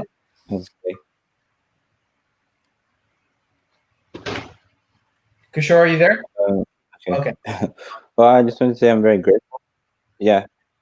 I just want to say I'm very grateful for the opportunity. I definitely don't feel qualified. You know, I'm a very, but I do believe that as a family of devotees, I do to speak candidly with each other. Maturity doesn't necessarily have to mean a whole long process. It means discussing with each other and speaking with each other and connecting with each other more intentionally and more regularly, and bringing more attention to these topics in a real way. And you don't have to be an advanced devotee to do that. You can do it from whatever position you're in. Of course, we do need to regularly bathe ourselves in the shower of Krishna Bhakti. That is required. I've experienced for myself that reading and chanting and associating with devotees does bring a lot of solace to my heart in times of difficulty. And without that, it would be very, very difficult. And so that should always be prioritized. And so as a community of devotees, I feel that there's so many other devotees who could speak much better than me. And that's a good thing. And that means that there's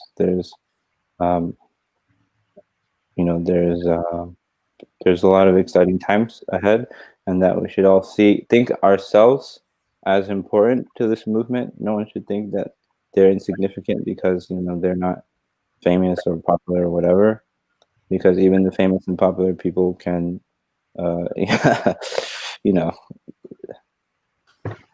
mess up. And so we should all think that we need to try to improve our community in that way so that everybody feels careful. So Thank you, Kishore. Appreciate it.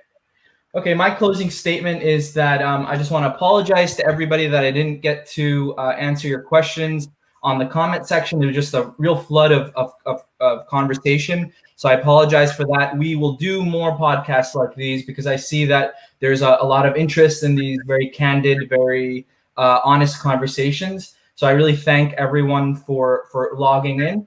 And please check out my page, the Late Morning Program with Namras on Facebook, on YouTube.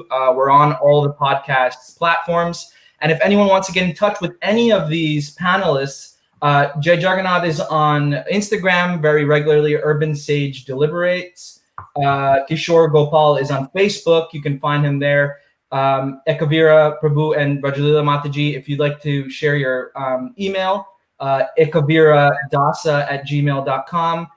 You can get in touch with both of them, I'm sure. And thank you so much, everyone. And I just want to lastly say that if there are any GBC or leaders in our movement listening, give Kishore a platform to be a leader in our movement. This is what he has said is just completely. It's what we all needed to hear, and I think the wide world of devotees needs to hear this. And we need more compassion, more humility, more honesty, the way Kishore has expressed that. And I am really, really so honored. Kishore, honestly, I didn't think that you were going to say much, to be honest with you. Let me just be honest for a second. I thought, okay, Kishore is going to say this and that, little things here and there. But you really, really brought this conversation together. And I really, really thank you as your friend, as your comrade and everything. So thank you, Kishore. Appreciate it. And everyone, please share this conversation on your Facebook walls and with your friends. And thank you very much to our panelists again. Hare Krishna. Thank you. Hare. Hare Hare Hare Bo.